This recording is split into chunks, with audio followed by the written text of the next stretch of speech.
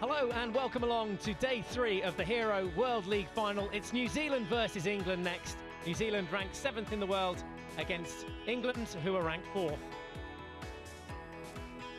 So both sides just entering the huge arena here, 16,000-seater at the Major Diane Chan Stadium. England coming out to the left of your picture against the Black Sticks, away to the right-hand side. It's the third game of the tournament for both these sides. Match 9 of 24. Both sides, fans that have made the long journey out here to India, set for this one. Bright and early back home in England as well, 8:30 in the morning. If you've woken up for this game, welcome on board. Full coverage on the way very shortly after the national anthems.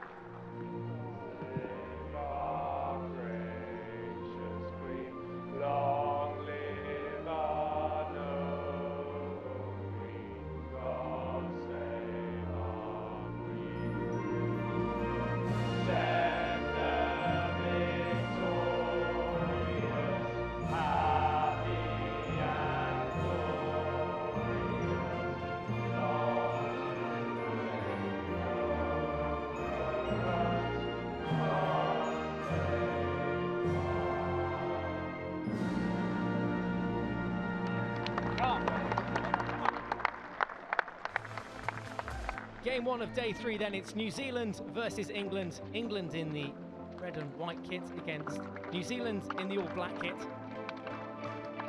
Final pool game for both these sides. England topping Pool A as things stand at the moment. New Zealand back in 3rd. England unbeaten in the tournament so far. Here are those pool standings, with England having won 2 from 2. 6 points. Germany just behind them. New Zealand, their first win against India the other night, having beaten them by 3-1. And we'll be looking for another 3 points here today against the table toppers England. Here's how New Zealand line up then. A change in goal. Hamish McGregor comes in for Devon Manchester. Charles Cousins the captain. Smith, Burrows, Shaw, Russell, Tarrant, Panchia, McAleese and Ingles all in the starting 11. Coached by Colin Batch, the former Australian international, already taken his place high up in the stand here in New Delhi. New Zealand's opponents today, England. Pinner in goal for them. Weir, Jackson, Mantell, Hawke, Gleghorn, Dixon, Middleton the captain, Condon, Lewis and Fox make up the starting 11, with substitutes waiting on the bench for Bobby Crutchley to draw upon as and when he needs them. Part of the coaching staff since 2004 there, Bobby Crutchley. And our 2 umpires for this one, Raghu Prasad taking up one end and Gary Simmons of South Africa the other.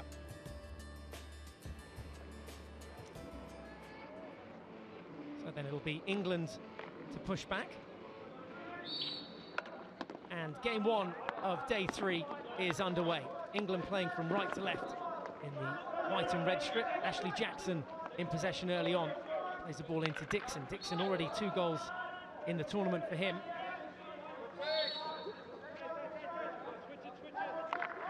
England, who have won both of their games, a 2-0 victory against India, a really good performance defensively against Germany the other night to hang on and beat the Olympic champions by 2 goals to 1. Ingles just gathers at the back there with Kane now. Some good leg work back from England's number 6, Henry Weir. For New Zealand then, a loss in their opening game against the Germans. They lost by 6 goals to 1. Their first win of the tournament the other night on day 2. And they beat the host India by 3 goals to 1. Early evening in New Zealand, 9:30 it's just gone there.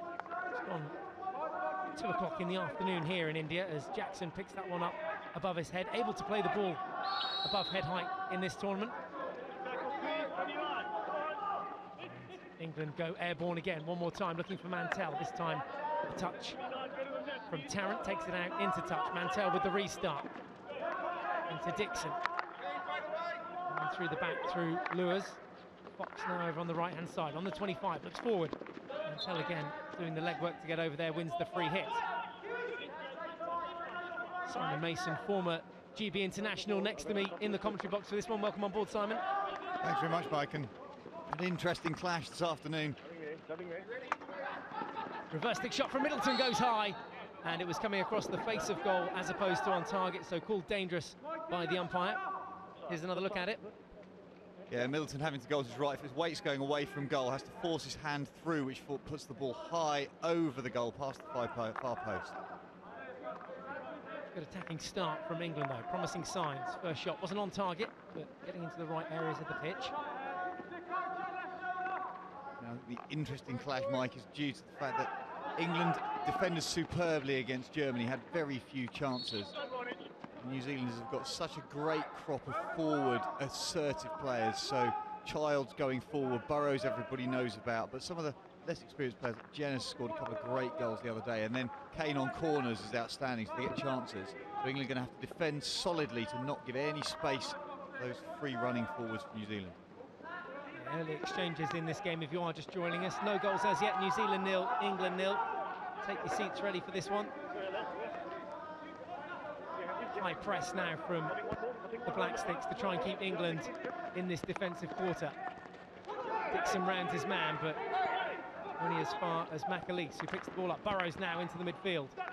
Here's a chance. Ingles pops one back for Child. Good tracking back from Ashley Jackson. A little tap in here for New Zealand. It just went wide of the post. That was a really good opportunity to open up the scoring for New Zealand.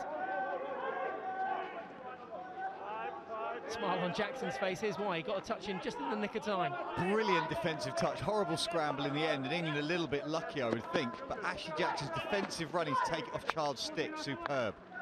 Also having a chuckle there because I think he floored the goalkeeper, George Pinner. And not the biggest of chaps, Ashley Jackson, compared to George, but winning that battle.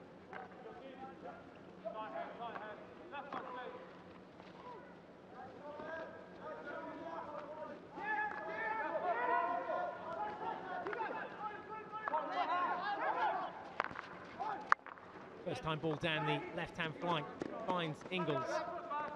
Needs to get past Weir. Can't weave his way past him back to the 25 with Burrows, who comes all the way back into his own half now with Alex Shaw. Comes wide with McAleese.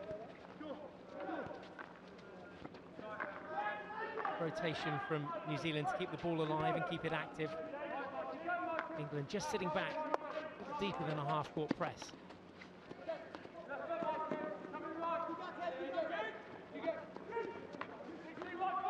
There's another dangerous ball through.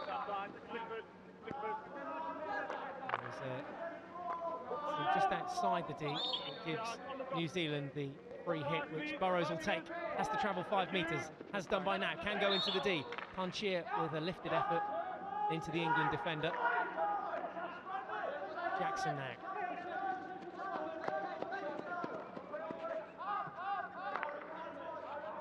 Skip pass over to Weir over on the left-hand side.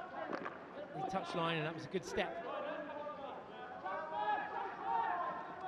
Too much there. That wasn't the best of passes from Mark Gleghorn. Yeah, Gleghorn looking for the lead of Mantell high up out the left-hand side of our picture. The pass, A, was not accurate enough, and B, if it had got there, Mantell was running away from goal with absolutely no support. If you're going to throw a weighted ball down the line, you want it to be to a player who's able to turn on collection and accelerate towards goal.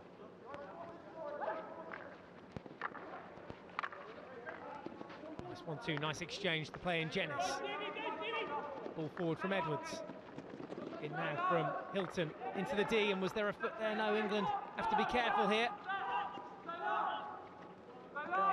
Still picked up on the baseline, and a chance here again for New Zealand. England did well there not to concede a penalty corner, did well to get their feet out the way. Yeah, there's a real scramble in the circle. England doing very well. That ball bouncing off through the feet of the England defender on the baseline. Michael Hall lucky that didn't give away the corner. And then continued scramble, whip ball round, and England fortunate Gleghorn can clear. Back inside the New Zealand half then, on the 25. New Zealand with plenty of numbers back as well, just taking their time with Shaw at the back. And a couple of those early exchanges, New Zealand creating space because they're forcing midfield players through. Played a lovely 1-2 that you mentioned a moment ago. And England just need to make sure they track the player who gives the pass and then runs for the collection rather than getting focused on the ball. This is Bartholomew now forward, but only as far as Lewis, and wins the free hit back off Lewis. A chance here again for Hilton. Long corner.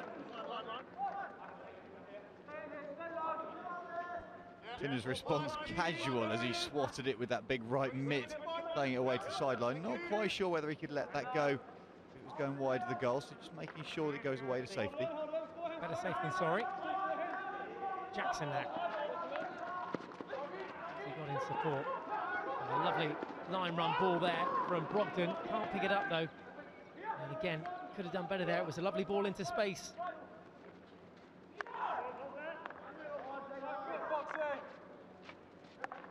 Panchia now. New Zealand using all the width as Panchia and Haig play a series of 1-2s around the England defence. Back into the 25 now. Good pick from Lewis to regain possession for England. Floats one into the midfield. Well gathered by Middleton. And the free hit there. New Zealand player down. Put him on the foot or the hand there, did it? Either way, he's down to his knee. Yeah, I think the ball was onto his foot, but the follow through, the stick just whipped up. Middleton put the ball onto his back foot. You see here, picks it up, puts it on his back foot and drags it through the player. It's the follow through that just catches the fingers of Cousins.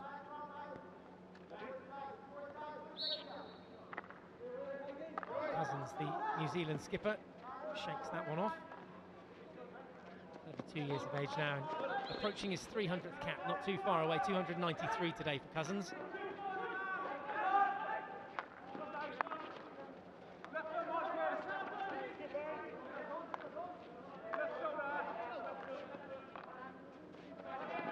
It's something that New Zealand are doing very well at the moment. The intention there to 1-2 around the England midfield, almost paying off again, but now England counter-attack. The ball to Catlin was right into his feet, made it very difficult for him to turn. I couldn't agree with you more. In these early exchanges, the New Zealand 1-2s have been really, really useful and very assertive as they go through midfield, that interchange of play and the overlapping runs. And England just need to do the first 1 or 2 metres of defensive legwork a little bit quicker to deny the return pass. First trap goes off Jenis's stick for a sideline ball for England. Crutchley watches on. These two sides met in a friendly just before this tournament got in full flow. Both sides played each other 2 halves of 25 minutes, just a friendly, but England came out on top in that practice game by 3-1. They come forward again now, looking for the opening goal. Whiteman hassling away. Newby to the England setup. His 3rd cap for England. They're fitting in rather well. He's played superbly. That moment of time, I think he took the ball far too close to New Zealand defence before he tried to deliver the pass. The angles became all too narrow to get it into the head of the circle. But in principle, over the course of this, yeah, I've been really impressed with what he's done. He's fitted in immediately. It shows the benefits of a good training programme to work with the other members of the squad. It's not like he's turned up here in India without knowing the guys around him. Here's Brogdon now. Good defensive work from New Zealand yet again. Brogdon persistent in trying to get the ball back, but concedes the free hit to Blair Tarrant. Cousins will take.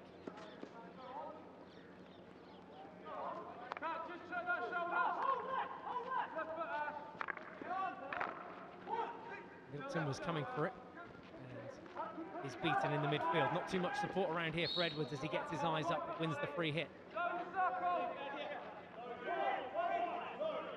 Haig over the ball now.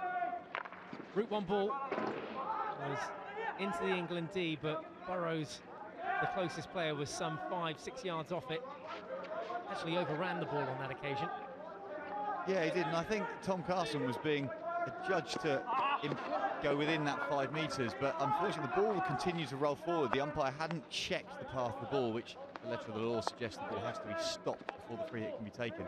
And therefore that ball just rolling gently forward was turning the 5 metres into 4. I think Carson could well have been penalised and hadn't actually done anything wrong.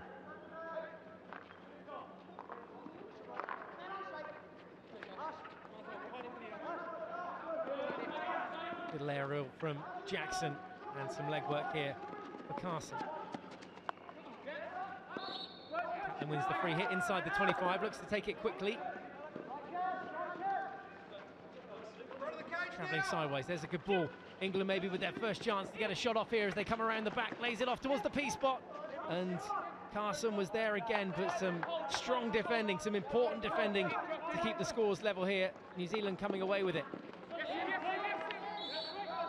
Good strength from Tim Whiteman again to win the free hit back.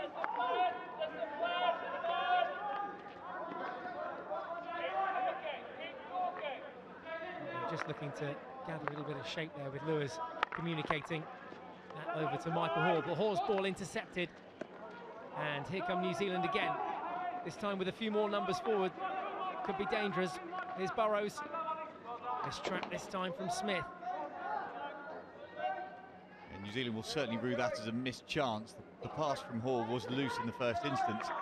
Edwards carrying the ball down the middle of the pitch. There was no pressure on him at all, which meant he could deliver easy passes to either side. As soon as you lose possession, yes, you need defensive shape, but you have to get the ball carrier's eyes down. Jackson just accelerates there, enough for a long corner for England.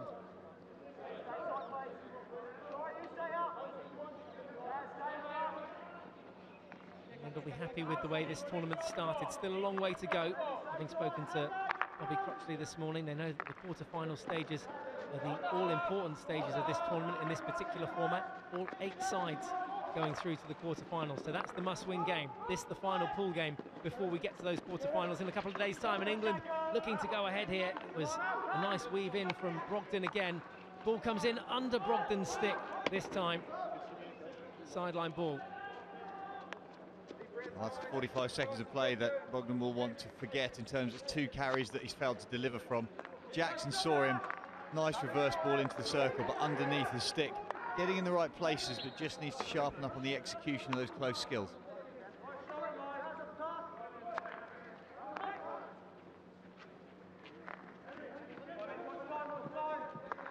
New Zealand, who have leaked the most goals in the tournament so far, 7 goals in total, almost go ahead there, and that should have been an opener for Burrows. He will not want to watch this one back. That was an absolute sitter. He didn't even get it on target. Shot wide with this opportunity. Oh dear, oh dear. And this really is. It's a great leave pass. Lovely ball across circle. Burrows has gone to Pinner's right. Exactly the right choice, but gets far too much on it. In that slow-mo, you could argue the cross was back stick, but Burrows too fast, too hard. And too wide. So Burrows easily able to have put New Zealand ahead here. Dixon now for England. Again gets his eyes up. Here's Martin. Through Dixon again. Crossfield ball is good. Ball now looks forward. Infield. Here losing possession, and here come New Zealand again. Reach just lays it off to Shaw. Cousins now infield to Burrows, who had that chance moments ago.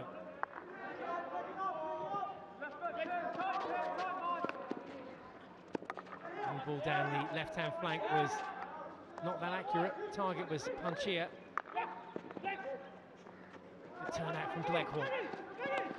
Infield now to Dixon. Dixon loses it.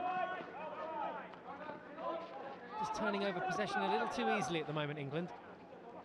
Yeah, they are, particularly in key midfield areas, so in kind of your inside, right, inside, left channels.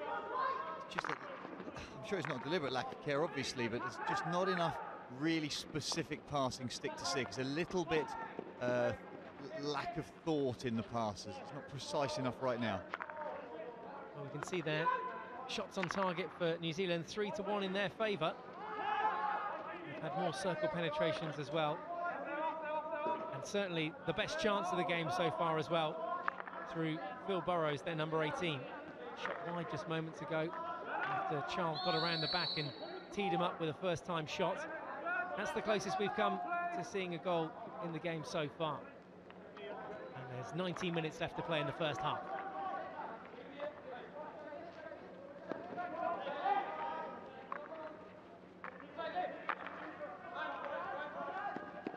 Fox over on this near left-hand side now. Plays it around the back through Willers. And Lewis now. Again, a little hit and hope from England, and another turnover of possession. Burrows using all his experience to get the better of Weir there and get the free hit. Route one ball. Good lead towards the ball from Jenas. Some equally good tracking back though from Gleghorn to break down the play. Burrows this time, another route one ball into the back of the goal. It was outside the 25, so could have taken a deflection from either an attacker or a defender. England breathe another sigh of relief. And Burrows signalling that he suggested that he was expecting one of his teammates to get somewhere near that pass. He split his left and right forwards perfectly. There wasn't a black shirt within 5 yards of that as it got drilled in. It was likely outcome. He was going to hit the post and bounce back into play.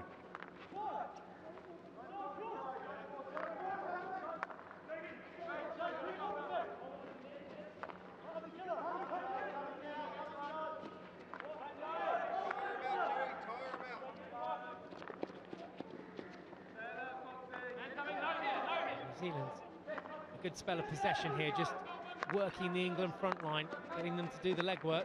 Now they come forward. That ball from Russell, though, is intercepted, but New Zealand scrap for it back, and that's where they've been so good in this first half. Blair Hilton now comes through the midfield, but there's some equally good scrapping from young Whiteman, who wins the free hit. Just what England need. Yeah, and your words are exactly right, Mike. Scrapping and scrappy, that's what it's been this first phase of those first 15 minutes. Both sides turning too much ball over. England probably, we could be the most critical of. They've turned it over in the most dangerous channels, but then New Zealand showing that they're also quite capable of forcing it when it's not necessary and giving England opportunities. Both sides, coaches, I think, would be a little frustrated by that at this moment.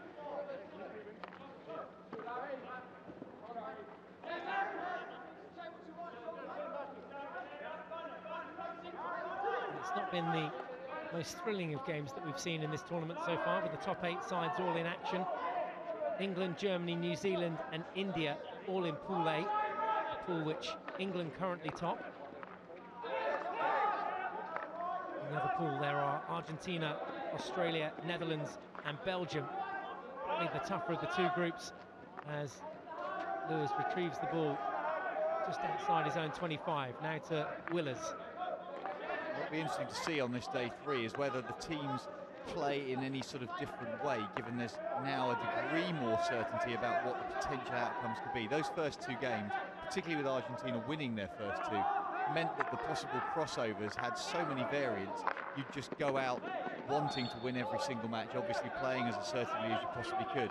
Now the outcome of this game has huge implications for the quarter-final draw, so the teams are a little more cagey as they possibly start to play. Yeah, England could find themselves up against the likes of Australia, Netherlands or Belgium. All that to be concluded on day 3 of play, as New Zealand spank another chance going forward. Child unable to get anything on the end of that one from McAleester's pass, and another round of substitutions as Ingles, Edwards and Simon Child wait in the wings. Middleton on for Whiteman.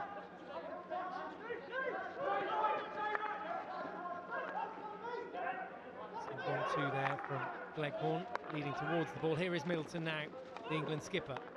Fox. Reverse stick ball in.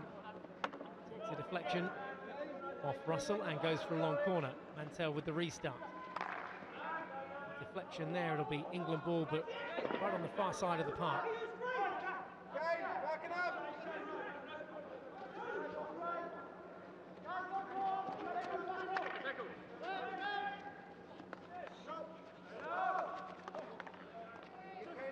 Seen anything too imaginative from England yet going forward. No, I think they're dwelling on the ball slightly too long. It's all a little bit pedestrian, really. In other games, we've seen some far crisper passing.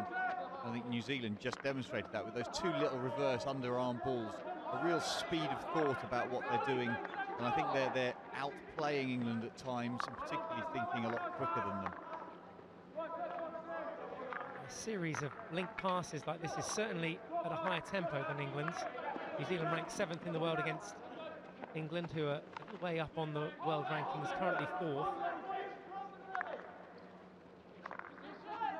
England, who finished 3rd in round 3, the semi-finals, over in Johor in Malaysia. Germany and Argentina making the final there. Both those sides in action. Germany in England's pool, Argentina topping the other pool, as we mentioned earlier. Certainly been the surprise package of the tournament, haven't they? Argentina with wins against the Netherlands and Belgium, but with Australia to play later this afternoon. Foul on Middleton there. We're going to see our first card. I think we probably are.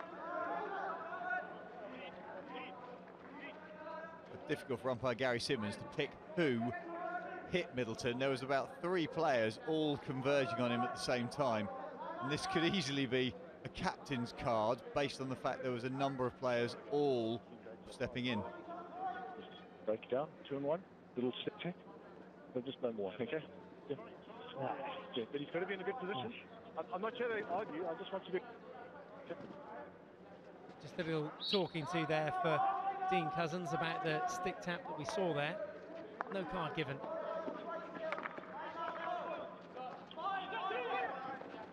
England drive forward, find the baseline now. Good tackle over on the far side from Edwards.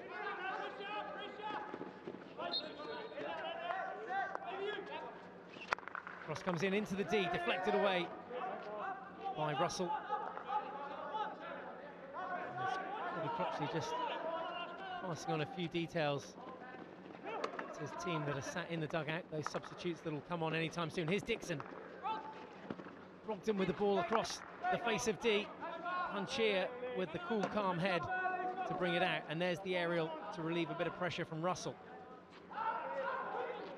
Good chance. It was a very good chance. The ball came in. Dixon does well, not only to pass it, but then follows it in. Nearly gets that off McGregor's foot to get a follow-up chance. In the end, a bit of composure from New Zealand. Well, looks like Middleton's gone to ground over there on that far side. Jackson and Middleton keen to partner up and try and get England that opening goal. Fox again couldn't get any further than the 25. Step from Willers to get the possession back for England.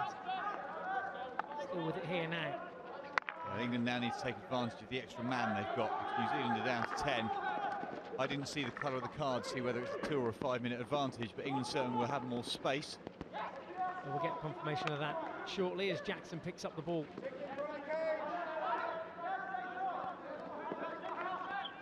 Catlin now. Again, just straight onto a flat stick.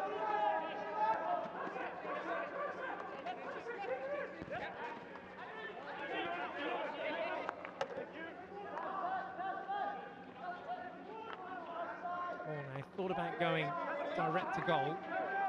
England quite content to maintain possession here. Well, Hoare carrying the ball really well in both those situations, because as he comes forward, if he threatens that direct pass, the defence will naturally step tighter together. Which means if the carry position is good, you can then just play the ball outside of that defence as it tightens up. And quite often you get chances going in around the corners of the circle down the baseline. Aerial ball to Fox. He's looking for Brogdon again on the baseline.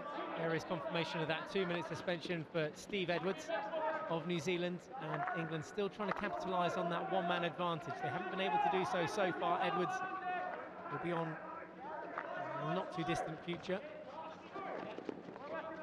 Nice skills from Fox to get around his man, and there was another chance again on the reverse stick for Brogdon.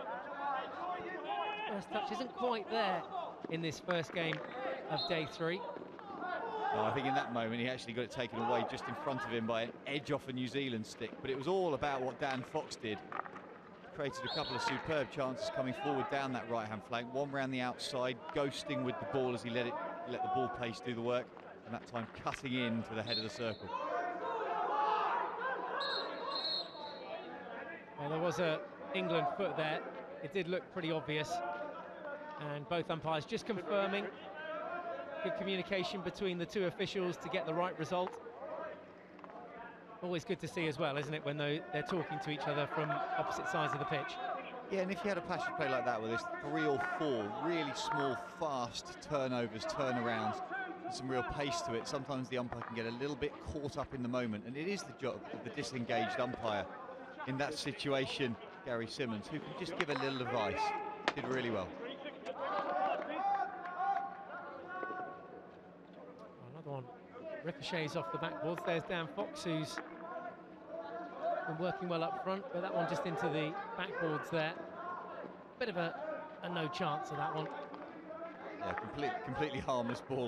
It actually looked like, I think it was Burrows who hit it as he tried to hit through it hard. His wrist just came, or the grip on his stick slipped slightly, opened it up so it went left to right a lot more than he was anticipating.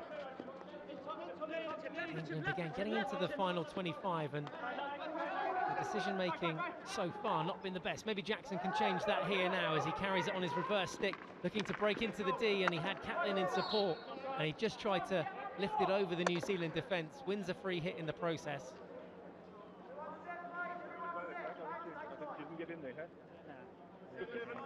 Great carrying position. Actually can deliver a pass at any point when he's running with that ball. Middleton drives it the required 5 metres necessary, but again England unable to break that line of defence, which has stood strong so far for the Black Sticks. Marcus Child brought it away from danger, and it's going to trickle all the way off the end of the pitch. Well, boy, getting a little bit eager there and almost keeping it in play. I think Marcus Child down that right-hand side was looking for an overlap run from Hilton, but Hilton's been on for a little while, so looked at the ball and went, yeah, that's not a run that I'm going to be making, mate. Not today. Here is Hilton now in possession. And didn't want to keep hold of it on that occasion either. Giving the ball back to Whiteman, floats one in for Martin. Martin now with the ball forward, and here's some space for England into the D. There's the ball across the face of goal, and Catlin was waiting there, as was Brogdon, who went toe-to-toe there with McGregor to try and get a touch and deflect it goal bound. A really good chance as Carson got round the back there. Carson was in a whole load of space. This goal's brilliant. Carson looks up and slaps across. I think it's Shaw gets a touch back into Brogdon. England again drive forward, and they get their first penalty corner as well. Finally it comes then. England's first penalty corner of this game. So Barry Middleton will gather the troops, and here's how it came about. Middleton just driving. Umpire Prashad thinking that stick tackle on Burrows was a problem, and then McAleese possibly getting a foot on it. We haven't seen the clear signal in terms of why the corner was given, but there's a couple of things in that passage of play. Yep, take your pick. So New Zealand 0, England 0. Crutchley again speaking to the guys who are on the bench. The guys on the pitch have earned themselves a penalty corner. New Zealand put on their defensive kit. Hamish McGregor waits in goal. Jackson waits at the head of the D. England's #1 option, but keep an eye out too for Tom Carson, who's alongside him. Both able to flick it hard from the head of the D. Which Castle's it going to go to though? Jackson or Carson? It's come out to Ashley Jackson. It's not stopped by Fox. It is now here with Jackson. Passed it to Catlin. Playing past the parcel here a bit, England. And that is stuck under the goalkeeper's pad, so we're going to have a retake of the penalty corner. Penalty corner number 2 of the day for England.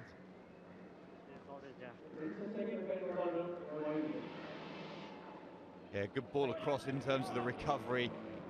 McGregor just gets his ball caught in the top of his leg guard there. Can't come out.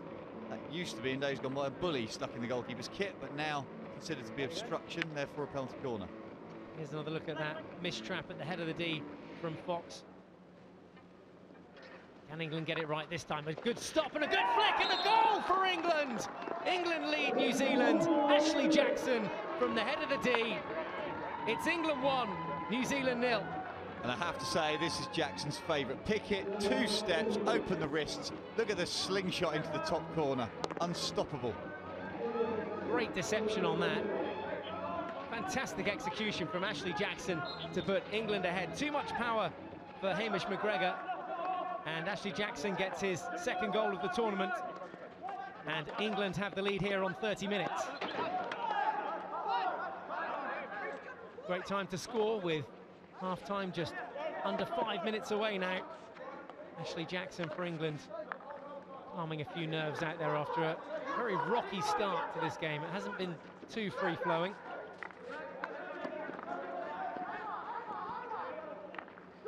When players deliver the sort of flick that Ashley Jackson just did, what we don't appreciate is how fast the ball is spinning and it just whips away from the keeper, makes it really difficult to make that left-hand save. The left hand goes out because you read the direction, but because of the speed of the whip, it means the ball spins and actually moves in the air slightly, so quite often you find you can get an edge if you get anywhere near it into the goal anyway.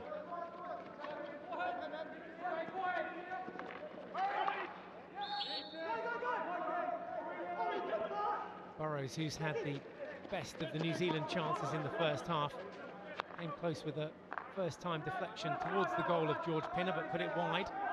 The whole goal to shoot at. Saw his first-time effort go wide as New Zealand look to get back into this game. They trail here with under 4 minutes now to go until half-time. Can they get one back to go into the changing rooms at half-time on as even? Edwards just coming off for Panchir. Dixon waiting to come on for England. Cousins also for New Zealand. Simon Child there working hard up front. He'll be sticking around in India, playing for the Delhi Wave Riders in the Hockey India League, which follows the Hero Hockey World League. And into its second year, nice little touch from Burrows. Can't quite find Panchir, but imaginative. Oh, had to be imaginative because originally he was leading the wrong way. He was leading to his left-hand side, popped back to his right, just about kept his balance, but to reach the ball had to go one-handed. So yeah, that creativity to just try and knock it behind him, an awareness of where Panchir was. Not too much creativity there from Lewis at the back, who just crashed that ball forward. Oh, there's a place for that as well at times. Yeah, when in doubt, bash it out. Good pick from Panchir on the reverse. Leaves that one for Burrows, and now the two will link up again as they try and get the ball in behind England's defence. Panchir keeps it in, and I think it just trickled over the baseline there before that pullback from Hugo Ingles. Well, Ingles showing exactly the same creativity. Pinner thinking it was going to go off. Difficult for us to see precisely from our elevated commentary position, but great little pullback with one hand from Ingles. And that's a searching ball forward as well, which does find Ingles. And he gets past Willers and can't drive all the way. It's going to be a long corner.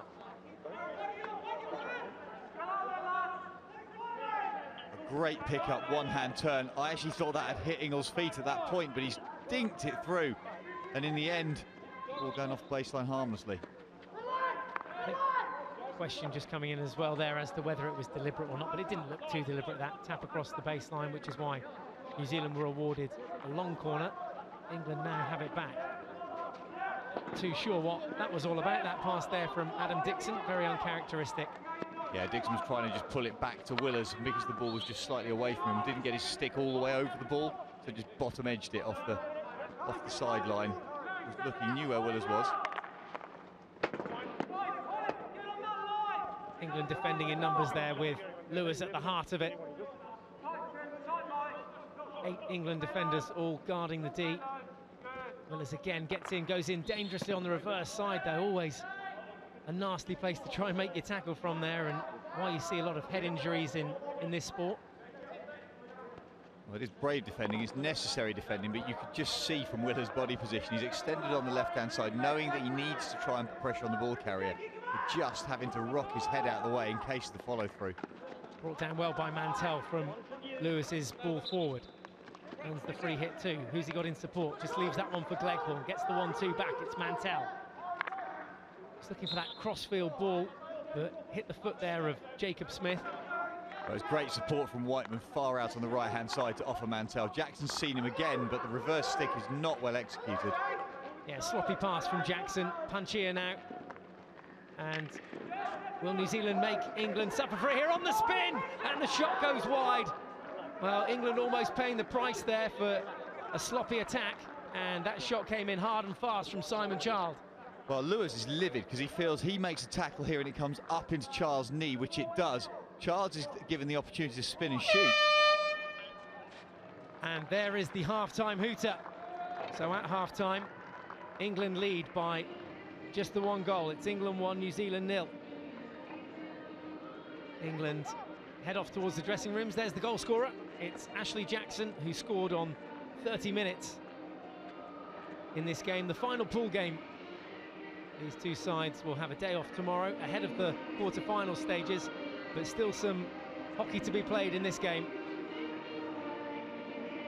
New Zealand's coming close there towards the end, and chances for Phil Burrows in the first half. But England capitalising from their 2 penalty corners in the half and scoring from one of those through Ashley Jackson. So it's England who go into half-time on top. There is the half-time score. It's New Zealand 0, England 1.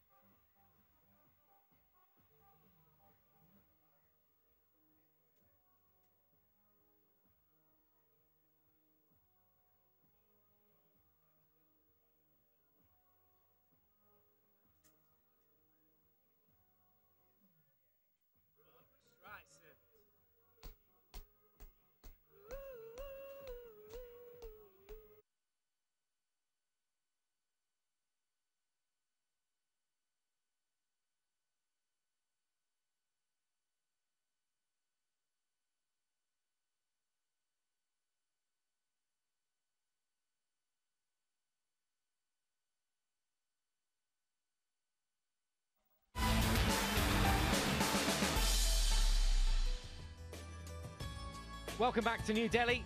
It's half-time here between New Zealand and England. The final pool stage for all the sides in action here in Delhi. And at half-time, New Zealand trail England by 1-0. You can see the goal there for Ashley Jackson, a penalty corner converted on 30 minutes. So here's some highlights from the first half if you are just joining us. New Zealand had several attacks in the first half. This one a rather scrappy one, but easily that ball lifted over Pinner, could have gone goal bound. Ashley Jackson getting back there and doing some good defensive work before clattering into his teammate. And a good dummy pass there to play in this attack, which Burrows really should have opened the scoring for New Zealand. Knows it there as well on the jog back. This Carson's ball in towards Brogdon. One of England's opportunities in that first half. And here's where they converted. Ashley Jackson from the head of the D, from the set play, converting that penalty corner on 30 minutes. Fairly routine stuff for Jackson, slotting it top corner and beating Hamish McGregor. And there too a look at some of the other stats. So England lead by 1-0. They've had 5 shots to 4 on target in their favour. Fairly evenly balanced as far as circle penetrations go as well, with 10-9 for England, and just controlling and bossing the possession at this stage. They've had 2 penalty corners in the game and scored one of those. New Zealand yet to get off the mark as far as penalty corners go, and they do have just that 1 green card, which saw them go down to 10 players for 2 minutes. So the second half action on the way very shortly as both sides head out onto the pitch. And there are the Black Stick fans as well, and hopefully we should be able to hear from the New Zealand camp very shortly. A few of them making that long journey out to watch their side. A couple of the locals too, just sending a few half-time texts and tweets. We can now head down pitch side right now with Dubai and Sen to hear the thoughts of Colin Batch very shortly. There's the rest of the day's play though. New Zealand versus England, Australia versus Argentina, Netherlands versus Belgium, and the final game of the day in the pool stage, Germany versus India. Then we get into the quarter-final stages after tomorrow's day off. Pitch side then, let's see what Colin has to say. Colin, you're trailing by a goal, but you created a number of chances. That would have been the crux of your team talk? Well, for 12 minutes or 13 minutes, we were very good, I thought. Then we lost our way. England come back and we couldn't regain where we were. We've got to continue with our game plan. I think it's the right one, and we've got to go forward more. Across 175 minutes, England have only conceded 1 goal. What is it that makes their defence so difficult to break down? Well, they're very disciplined and they're hard-working, so we've got to aim to do that. We had a couple of good chances in that first half. We hope to finish in the second half.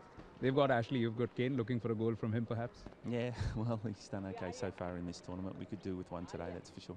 Well, all the best for the second half. Thank you. Yeah, Kane Russell, certainly someone that New Zealand can look towards to get back into this game, but they need to get a penalty corner first. England converting their chances from the penalty corners. They lead here by 1-0 as both sides line up for this second half. Just a minute or so to go until the start of the second half. Before we get into it, the thoughts of Simon Mason, who's alongside me here, of what we saw in that first half, Simon. But I think what Colin said is absolutely right. New Zealand bossed the game for the first 15 minutes, and all of a sudden England then started to play. They started to hold the ball better, play sharper passes, think a little bit quicker, and create more opportunities, and New Zealand just faded away slightly. But they have been dangerous when England have given them some space. They've played some lovely disguised passes through midfield.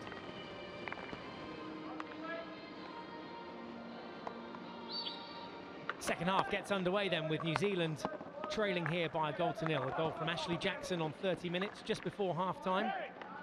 And England just settled down after that goal went in, but it was a little late on in the first half, but they've picked up where they left off. Jackson just dumping the ball off to Middleton. Good long ball finds Brogdon. Good hassle coming in from Blair Tarrant. England have to come out and all the way around. This is Henry Weir, crossfield ball now to Michael Hort. That was intended for Ashley Jackson, but the New Zealand defence just stepping up now as Nick Hague throws on into Marcus Child, peels out. Edwards now spreads the ball to Burrows, who came close in the first half for New Zealand, put his shot wide. Sides could easily be level going in at half-time. As it stands, England have that 1-0 lead. As Burrows does a good job to get that one forward, but again, good low tackling from Jackson, and equally good low tackle from Hague. Penalty corner. Well, just what New Zealand would have wanted early on in this first half, or sorry, this second half, to get back into it.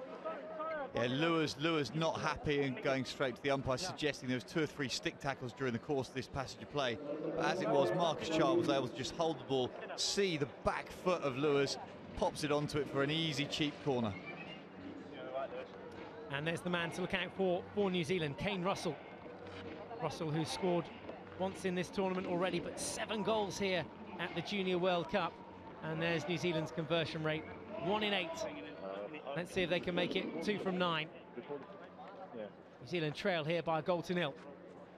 This to level things up. Also at the head of the D, Nick Hague, alongside Russell. Got to fancy Russell with the flick. Pinner waits in goal for England. Russell with that drag flick, and Pinner there to meet it, and first to react was Lewis on the half volley, just down onto one knee and taps it out into touch. Reverse thick cross comes in. Umpire doesn't like it. Hadn't travelled 5, I don't think he doesn't think. No, either it hadn't travelled 5 or it was lifted, but this is the save from Pinner, straight down his throat, bounces it down into the turf very well, so it's not dangerous.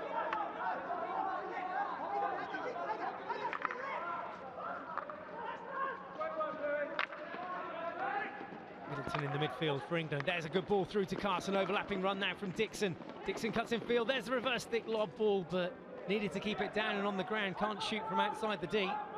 No, it was the enthusiasm of the lobbed ball into the circle. That's a great dump from Carson. Dixon changes direction really, really well, but then just can't deliver the path flat to the circle.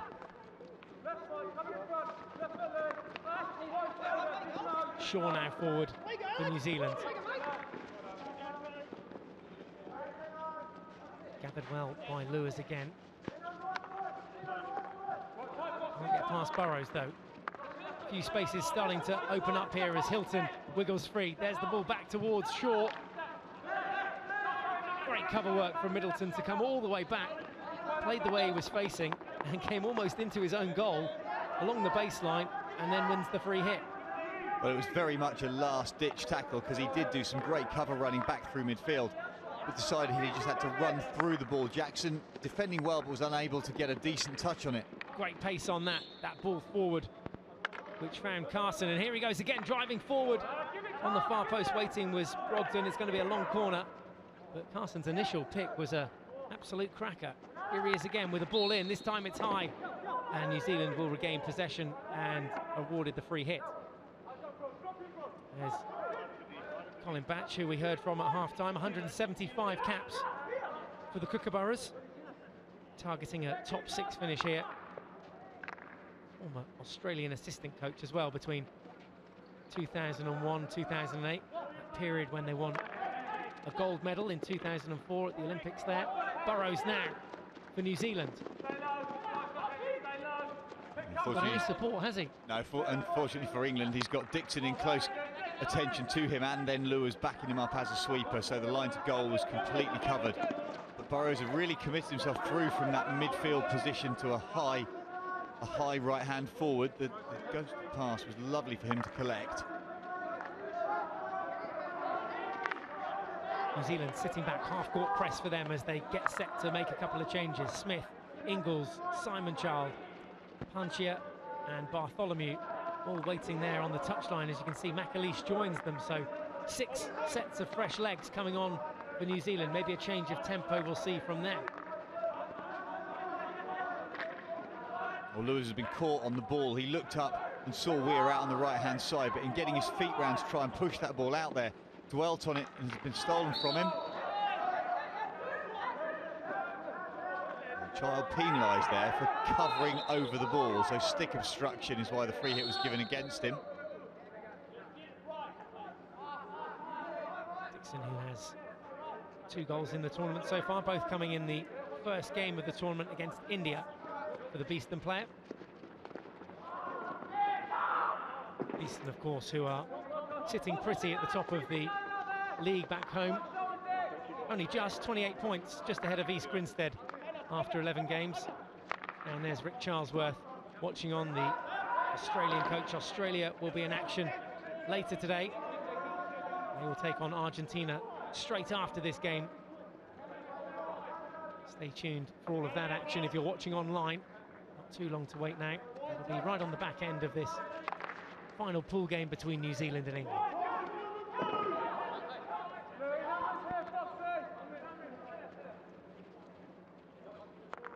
Well, an equally slow and fairly uneventful start in the second half, Simon. We've seen the penalty corner for New Zealand. Shot was on target from Kane Russell, but comfortably dealt with by George Pinner, but not too much else. Oh, dear.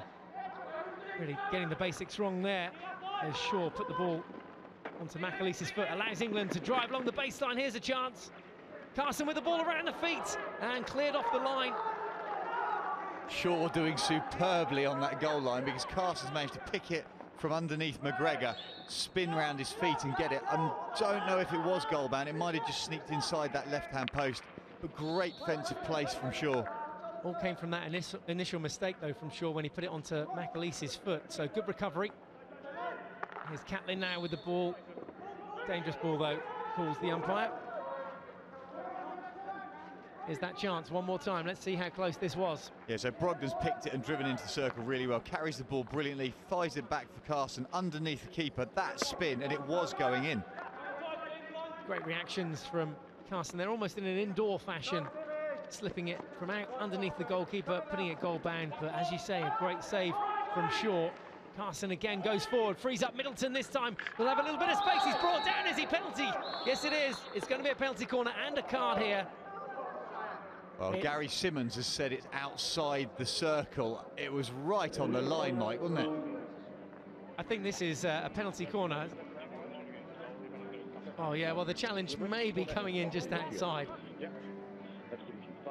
It is outside, Lucky but chap. only just. Yeah, no doubt about how ferocious that tackle was, and that's why we see Dean Cousins trotting off towards the sin bin. 5 minutes for him in the sin bin. And England with their third penalty corner now. Scored 1 from 2 today. Ashley Jackson there scoring on 30 minutes. Can he add a second here for England with 27 minutes remaining on the clock?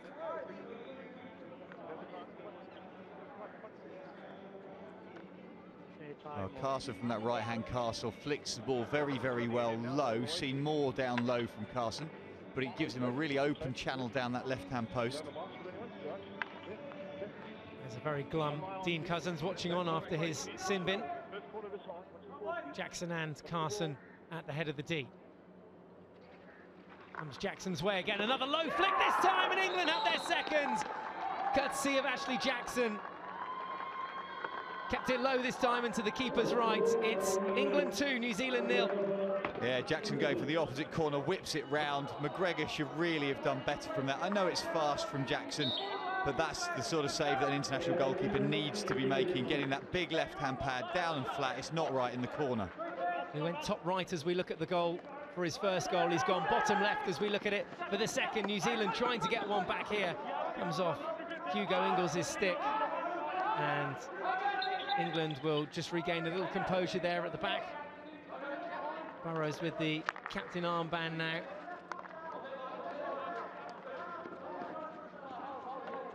Two 2-0 the score.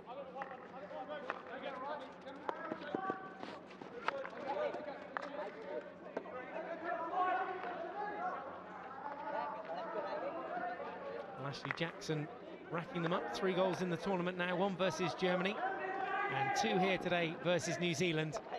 And we should see England settle down into some sort of rhythm now. That 2-goal cushion should be enough. Kick themselves if they throw it away from here.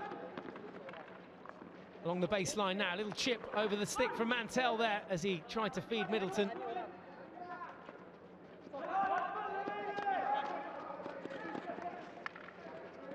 tackle back from Mark Leghorn.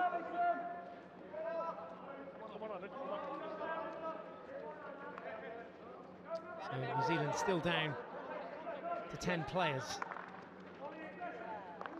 I suppose England aren't just pushing a little harder here whilst New Zealand are down to 10. Yeah, you'd certainly think that they would use their extra man to try and cut the pitch in half effectively. You'd make New Zealand play in a smaller space, win the ball back and then transfer it yourself to the other side to use the space where they've got the player deficiency. That last hit going into the left leg of Barry Middleton, who's still hobbling it off there over on the far side of the pitch. Tarrant now with possession for New Zealand. Gets past Willers. The deflection there from Lewis, I think, as well, to force the long corner. On hand again, Martin now. Martin just looking to get that free hit going as quick as possible. Sorry, Simon, you were saying? Yeah, Tarrant's little aerial pass as he tried to dink it over the English defence, not as successful as Brogdon and Mantell were at the other end. Players will play the ball up, just try and get it over the flat sticks as their opponent goes with a really long reach and the stick goes flat. Then you have to get a little bit of air on it just to play into space behind them. Did see it pop off the foot there of Oliver Willers, but play always waved on by the umpires when there's no real threat from the attacking side. So that foot almost the umpires turning a blind eye to. That's the reason why. Mantell now drives the baseline. Oh, lovely reactions from Dixon there. Tried to get off that shot on the reverse stick, but it was right onto the flat stick of the New Zealand defender. But Mantell and Dixon again linking up there once England had found the baseline. And Mantell playing with a huge degree of confidence at the moment. Seems to be picking the ball up with his eyes up, knowing exactly what he wants to do. He's got faith in his touch, taking the ball to the air a little bit and really driving at spaces in the New Zealand defence. Simon Mantell of Reading. She went to school with Simon and Richard as well over at Millfield, who aren't feeling too great after this weekend's loss in the indoors. The under-18 boys losing out to Whitgift by 4-3. Went to penalties, that one. Millfield never been good at penalties. Several silver medals in the closet. Martin now picks it up for England in the midfield. Lewis to Jackson.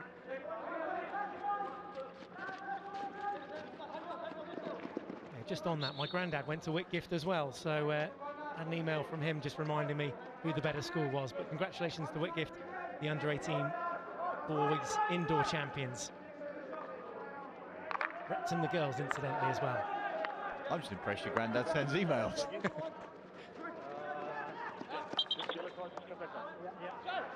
Haven't got him on Twitter yet. If you do like to tweet, incidentally, at FIH_hockey. If you want to get involved with any of the action here at the Hero Hockey World League, you can hashtag your comments HHWL. So follow us at FIH_hockey. You get access there to most of the players as well, who are fairly active on Twitter and fairly opinionated as well during this tournament. The bobbly ball there off Burrows' stick. England back in possession then. They're 2 goals up here against New Zealand. Both goals for Ashley Jackson. 1 in each half, both coming from penalty corners though. Here's Mantell as England look to stride forward and make it 3. Mantell's going to ask for a video referral here. Let's see why. Is there a foot in there? Well, I originally thought there was a foot in there, but the question, I think, is back stick. English are looking for the ball striking the back of the stick before going over the baseline. I'll have a look, Gary. Yeah. Well, despite being under the umpire's nose, very hard to tell because of the speed at which the players roll their wrists. Was that forehand or backhand from Edwards? I think we'll see better from here. There's a couple of early touches. There's nothing there. That's forehand. That then is definitely backhand off the baseline. He misses the ball with the first time. There's a possible foot, and there, you've got to say that's the back of the stick. Gary, got a decision for you. You know, the ball to come off the back of their stick, and it's in the corner. In the corner, keep the referral. England kept your referral. Well, that's Murray Grime of Australia there, the video umpire, relaying that message through to Gary Simmons. It was indeed the back of the stick, and well spotted by the England players. They keep their referral in the process as well, and more importantly, they get their 4th penalty corner of the day. There's their stats so far in the tournament. Their conversion rate, 5 from 9. Very impressive indeed. Let's see if Ashley can get his hat-trick. He's there at the head of the D. They might try something different here. He's certainly changed the angle because he's come over way to the right-hand side with Harry Martin stick-stopping at the head of that castle. Well, with Dixon on the left-hand castle stopping, is he going to spin and look for the slip flick option they've done before? Comes out to Gleghorn this time. He takes the flick and beats the keeper. An opening goal for Gleghorn in this tournament. A third for England in this game. England lead New Zealand by 3-0. And somehow, between McGregor and Tarrant, they've missed this. I mean, it's not a good flick, but McGregor's balance is all wrong. He's going out to his left. Lineman can't see it because it's just beyond the toe of the goalkeeper's right kicker. So their confirmation of the third goal for Mark Gleghorn, scoring on 50 minutes, and New Zealand straight back up the other end. This time it's Henry Weir to bring away the possession for England, but not too far. It came off Haig's foot there, so some calm in the England camp after scoring their third goal. Nice aerial ball forward too for Martin. Just a bit more space starting to open up here for England as they take full control of the game. Oliver Willers now spreads the ball out, looking for Whiteman, who gets it, wins the free hit. Here's the replay of that corner. Little skip. It's a good stop from Dixon. Gleghorn, there must be some disguise on that because McGregor's gone pretty much to his left. Reverse stick shot and followed up, goes over, loops over the goal. And Dixon might have a question here for the umpire. Explain there to Barry Middleton as and why. Let's have another look at it from this angle. Again, driving the baseline so well. England doing a great job there. Patlin shot first and then over the top there from Dixon. What I think Dixon did miss was the foot beside the goalkeeper. After it's hit the goalkeeper and bobbled down, it did hit a New Zealand foot, but it was in such a scramble. However, I think the most disappointed person will be Catlin. He had a completely open goal to go at on his reverse stick. Didn't hit it quickly enough. Child now for New Zealand as they try and get a consolation goal. Hard tackle came in from Martin. Bit of a stick tackle in there as Haig retakes on the dotted line. Must travel 5 metres now. Will have done, so they can get it into the D if New Zealand want. There's a chance for Burrows, just try to thread it under his shoulder and through to Ingles. A clever delivery from McAleese as well, because many teams with free hits like that, when the ball goes back the 5 yards, they then try and drive it into the heart of the circle. McAleese set himself up to do exactly that, and then just took all the pace off it and just looped it out to the right-hand side. I'm not sure his team knew either. Well, New Zealand are getting up and getting circle penetrations. They're just not being as efficient at this stage with their shots, and there's England's 10-6. But they've done the damage from the set plays, the penalty corners. They've scored 3 of their 4 here today. You can argue there that Willers wasn't 5 when that ball was picked up from Child, but that advantage played. Ingles now.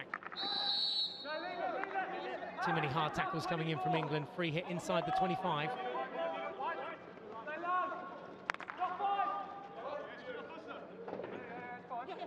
A long corner, England deflection. Taking it for the long corner. Burrows with the quick retake. Into the D. It's bobbled over 5 or 6 sticks there.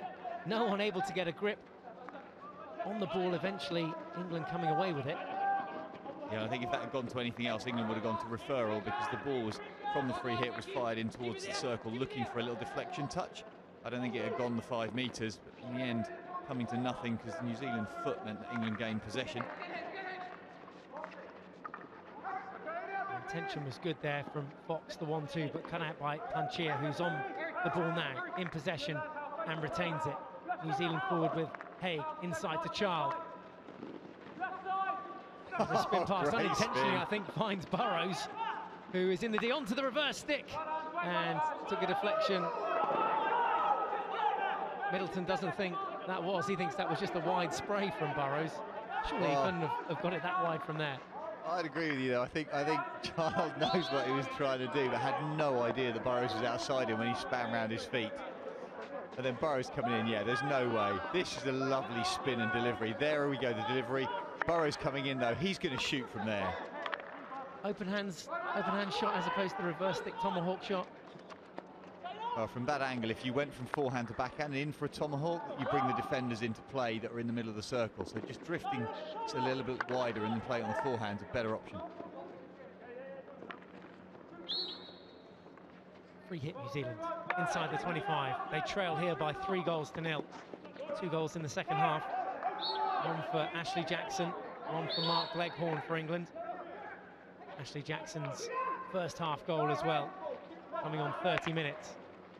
England in firm control here with just under 16 minutes left to play in the final pool game between New Zealand and England. Germany and India still to play in this pool in the early evening game. India the hosts. Netherlands, Belgium and Australia, Argentina. The other 2 games to look forward to in the concluding day's play on day 3. McAleese comes in now, reverse stick only as far as Fox. We'll just try to take it forward. We're going to see a substitution here in the goal, and Smith is going to come on for George Pinner. So Patrick Smith joining the action. First time we've seen him out here in India. And Smith of Cannock coming on, just his second international cap for the 22-year-old. And what a game to join in. Nice moment. Do you remember your early stages, Mason, goal? Not specific games, I have to say, but New Zealand, I think, have got a corner. Pause for that, but yeah, there was a number of them early on. Indoors, yes, I was fortunate enough to support, as Paddy Smith's just supporting George Pinner, support a goalkeeper called David Lucas, who was outstanding indoors, and actually one of my best medals was playing with him. Here's how that corner came about. And, well, a nice welcome to the game. It's going to be either a really good save here or picking it out the back of the net for Paddy Smith. Let's hope it's, well, a good save without being too biased for the guy. Absolutely difficult to come in without a full warm-up. He'd have been on the bench, he'd have been doing some footwork drills before he comes out onto the pitch, but yeah, to see if he's really up to speed. He was training fully in the warm-up and had opportunities with Jackson, so he'll know what he's about. So New Zealand set up, looking to get one back here. Low flick, took a deflection as well, and Smith did well to get down to it, but is it scrambled across the goal? It is. Good persistence from New Zealand. They've got one back. New Zealand 1, England 3. Well, Ingles forces it in the end. New Zealand go for a routine, and it's a deflection touch, and Smith does really well to get down to Burrow's shot. It's missed and then bobbled horribly, and that actually is off the back of Paddy Smith's glove, I think. He knocks it into his own goal as he loses it. There, it comes off the back of his glove into the bottom corner. It's not Ingles.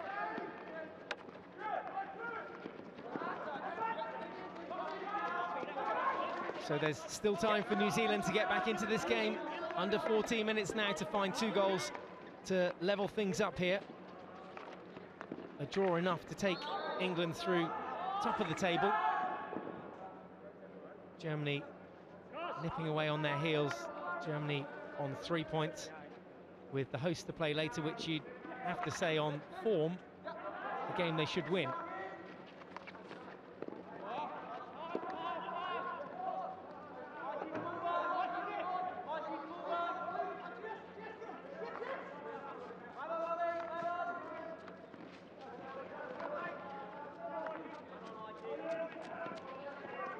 New Zealand will just go after it here, won't they? Nothing to lose in this game. They have absolutely nothing to lose. They can afford to step out on a full press. The question will be whether Colin Batch thinks there's a realistic chance of achieving something, or whether it'll just be a fruitless and very tiring affair. Full court pressing is incredibly arduous physically, and it does give England the space like this that they can then exploit. Brogdon then stretching those legs, and a nice overlapping run here. England should get the shot off. They do. It goes straight onto the keeper's pads from Fox, that left pad. Well, that's not a good choice from Fox from that angle. He'd overlapped superbly, and it was a great pass in the first instance, but if you're going to shoot from that angle, you have to go low and across the face of goal, because then if you pull through too hard, there's still a chance of a teammate touching it.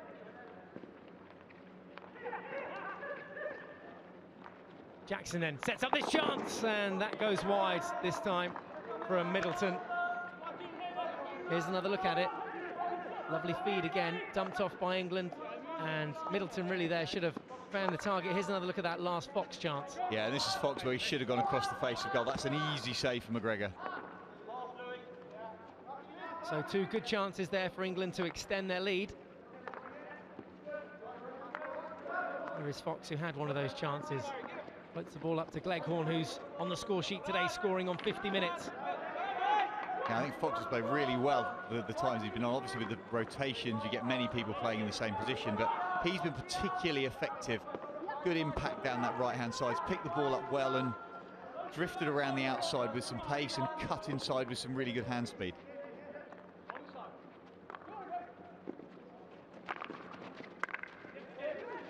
Whiteman with the pick, clean pick too, but couldn't release Middleton.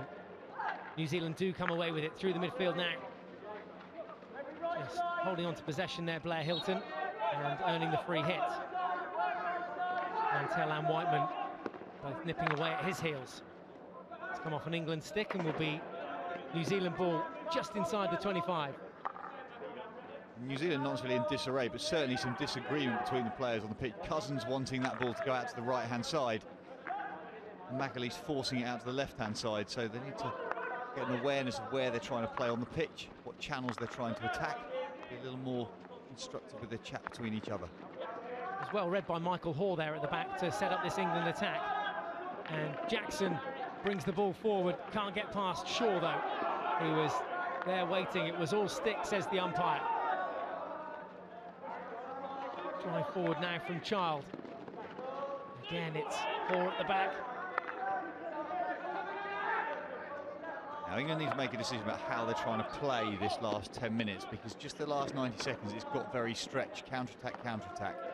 England need to decide what they're trying to achieve. I know they've only got the 2-goal cushion, but are they going to just keep a little bit more possession, play down into some wide wing spaces and then come back out of that, recycle the ball, transfer it to make the New Zealanders work very hard and starve them of possession? What other options do they have at this stage? Well, if they keep going for it like they did and they keep trying to attack and score or win a corner every time they get the ball, it means the game stays very stretched. Whereas if you just hold on to it and recycle it, you can dictate the spaces that you're playing into. And it means that New Zealand don't create opportunity, because if you are trying to score, you're taking higher risks and potentially turning the ball over. Thought about doing some coaching? No, it's much easier sitting up here looking at it. So New Zealand have got one back in this second half. Scrappy goal. It went in after they earned a penalty corner, their first penalty corner of the second half. But England converted twice from their 2 opportunities. 3-1 the score then. New Zealand looking to get back into it inside the final 10 minutes of play now.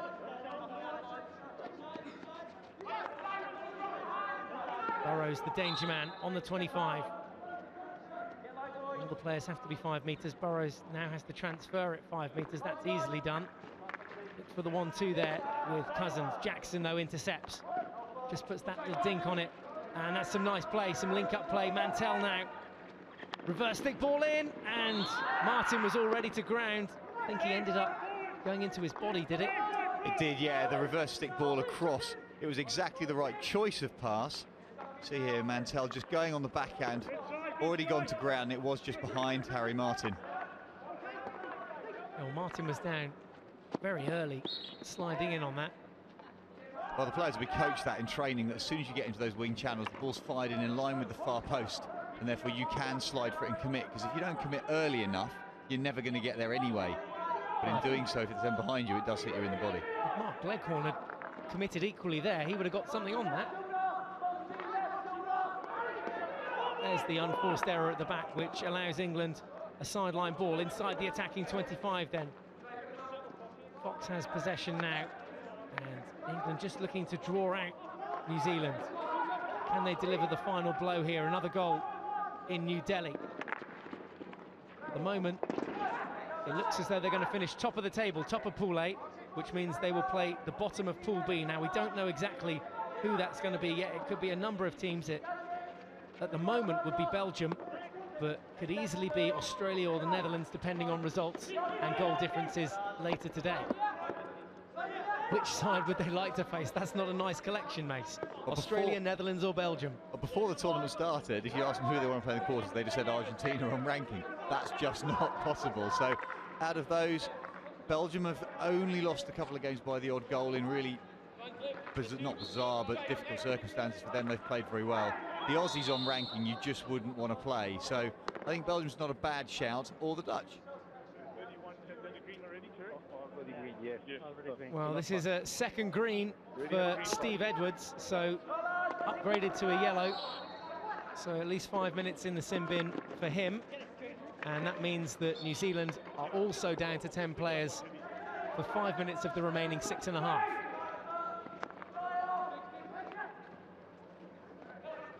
wouldn't like to face Belgium. Made it through to the finals of the Euros last year. Don't really want to face Australia ever, not at the quarter-final stage, which is the knockout stage. I'd fancy my chances against the Dutch. Who beat the Australians that you don't want to play?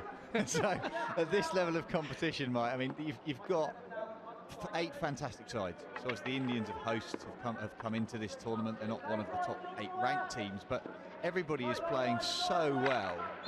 Everybody's playing so well. It's just going to be a high-quality game. And this early part of the competition is going to be important for momentum. Yeah, all the sides finding it. New Zealand also a player down. We saw confirmation there of Steve Edwards' yellow card. Jackson goes up for the ball and gets advantage there against Burrows. He was first to it and Burrows not 5. Oh dear, little trip there on Gleghorn, was there? Yeah, there was, on the 25. I don't think it was intentional, but no, that's Gleghorn going down. Yeah, 2 players just running towards it. Shaw has led out to the right-hand side to try and combat the aerial. Possibly some sort of little tap tackle. Here's Willers. Thinks about going forward, instead comes back through Lewis. Mature choice of pass from Willers, because as soon as he got that and cut in field, you could see him shaping up a reverse stick hit into the heart of the circle, but just not necessary at this point in the game. With a 2-goal cushion, keep the ball, rotate out, waste another 10-15 seconds, don't give your opponents any chances at all. England just need to play the sensible game here. Lovely duck inside from Ian Lewis, and good vision as well there to find Jackson, who on any other day probably would have taken that. It was a bobbly ball, but he's just mistrapped it. 2 goals for him today, though. Just shake that one off.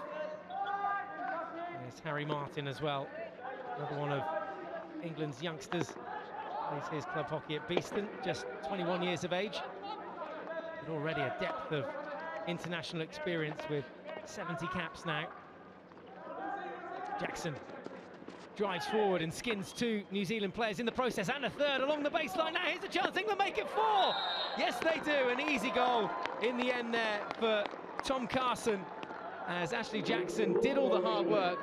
Carson would have, well, not slept well if he hadn't put this one away. Well, this is all about Ashley Jackson. Carry ball position, digs it inside, shrugs off the tackle, pulls it back, goalkeeper commits. Carson very nearly past the near post. But it was all about Jackson's balance and strength. And Carson then just finishes off a great move. It's that final skip pass, or that skip move, that really opened it up for Ashley Jackson and England and teed up their 4th goal. A 4th goal then for Carson on 66 minutes.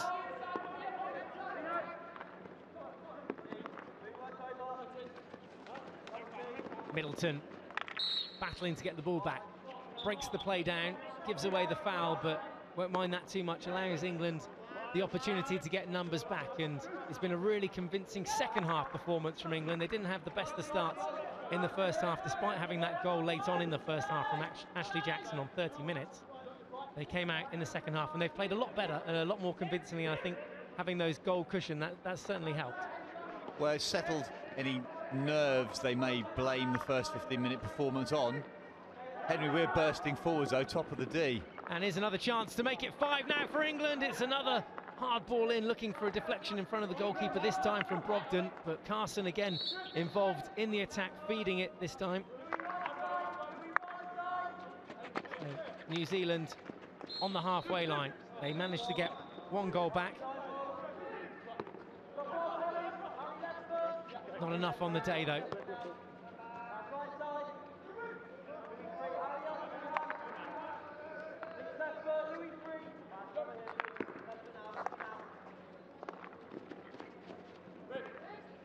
Stolen back from Dixon. Lewis now. Catlin spins out, good confidence. Spreads the ball wide to Martin. There's two attackers in there waiting for it. It's just behind Brogdon. Not as accurate that delivery as Martin or Brogdon would have liked. It looked like Martin flashed at it, tried to hit it too hard, and in doing so drove his right hand through the ball. Means that it pulls it ball right to left. And in doing so was a long way behind where he wanted it and needed it to go. 1.5 remaining. New Zealand 1, England 4. Lovely aerial ball. Great interception though from Dixon. Middleton alongside him, supporting the attack. Spread out wide to Catlin. Carson again waiting in the middle, and that dump ball was intended for Middleton but intercepted. And potentially the last attack here for New Zealand. But England get it back. Great skills from Weir. Carson now thinks about playing the 1-2. Well, it's really scrappy, this, isn't it? Ping pong as both sides taking it turns. There's a deflection chance. Middleton gets a touch on it. England get their 5th. It's England 5, New Zealand 1. Well, that's a goal that comes from the longest series of mistakes we've probably seen so far. Turnover, turnover, turnover. In the end, it's Catlin who blocks, drives forward, sees Middleton. Lovely disguised pass, and it's just the finest of touches between McGregor's feet. Fine finish from the England skipper, Barry Middleton, adding a 5th here for England. Game, set, and match.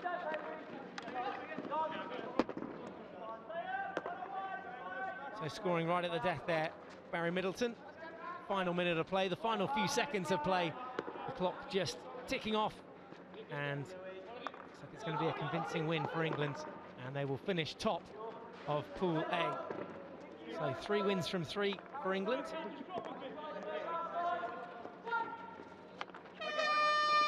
There's the hooter then, full time here, and England have done it. They've beaten New Zealand by 5 goals to 1. Even a chance for George Pinner to have a little break there. We saw Patrick Smith come on, but the boys up front did all the hard work. Ashley Jackson with 2 goals, Mark Leghorn, Barry Middleton and Tom Carson all on the score sheet for England. Just outpowered and outthought New Zealand in the end. Definitely the better side on the day and deserved of the 3 points. So England finished top of Pool A. Played 3, won 3, 9 points in the bank, and they will play whoever finishes bottom of Pool B. So a rest day for both the sides tomorrow, by which time they will know who their quarter-final opponents are. But the final score here in New Delhi, a convincing win for England. It's finished New Zealand 1, England 5. Well, what a game. We saw a lot of goals in it, and most of those coming in the second half. A sluggish first half, but things really got going in the second half, Simon. Yeah, in that first 15-20 minutes, you really didn't expect the end result. In fact, I'd have said that New Zealand were going to shade the game, probably by just the odd goal. There was turnovers from both sides. New Zealand played some brilliant 1-2 hockey, created some great little patterns that England struggled to respond to. But all of a sudden, England came into their own, got hold of the ball, and started to deliver some really meaningful attacks. Well, if you missed any of the action, then we can have a look at all the highlights. There we go. It's goal time. Sit back and enjoy these from the second half. Ashley Jackson adding a second. He scored on 30 minutes in the first half, but then scored here again, England's second. Anything you can do, I can do better, said Mark Leghorn. Adding a third on 50 minutes for England. New Zealand will give a little bit of consolation here, getting past Patrick Smith, who had only just come on, but just came off the back of the goalkeeper's glove after that initial drive forward. But then some open play brilliance here from Ashley Jackson, who works it all the way around the back to set up that Tom Carson goal on 66 minutes to give England a 4-1 advantage. Then a scrappy finish to the game, but one that Nick Catlin took control of there to tee up skipper Barry Middleton, who scored in the dying minute. So a 5th coming in on 70 minutes, 5-1 the final score, and England outshooting New Zealand in the end by 15-8. Controlled the possession and did the better of their chances. They'll be really, really chuffed with that penalty corner conversion rate. 3 from 4. New Zealand able to get away half their chances, 1 from 2. A little bit of ill discipline there from New Zealand, certainly helping England. They went down to 10 players on more than one occasion to give England that vital one-man advantage, but they dominated in the end, and it's finished 5-1. So we should be able to head down very shortly to the match presentations. There's a few of the England fans celebrating. Giving a wave to the guys at home, and you can see the England camp all smiles as well, and rightly so. Some proud parents in there. Yes, Mum, you're on telly. Done their hair especially for it as well. Still a bit of afternoon sunshine coming down here in New Delhi in India, and England having beaten New Zealand. New Zealand will be towards the foot of the table. They're on 3 points currently, but will they finish bottom? That depends on the India-Germany result. Currently, they are sat in 3rd place, just below Germany. You'd expect Germany to beat India. Back to the drawing board for Colin Batch, and we should be able to head pitch side now to Dubai and Sen with the Man of the Match awards. Yes, hello and welcome to the Hero Man of the Match presentation. Joining me alongside me is Dinesh Gangram from the FIHR representative, and he'll present the Hero Man of the Match trophy and a check for 25,000 rupees to today's Hero Man of the Match, Dan Fox from England.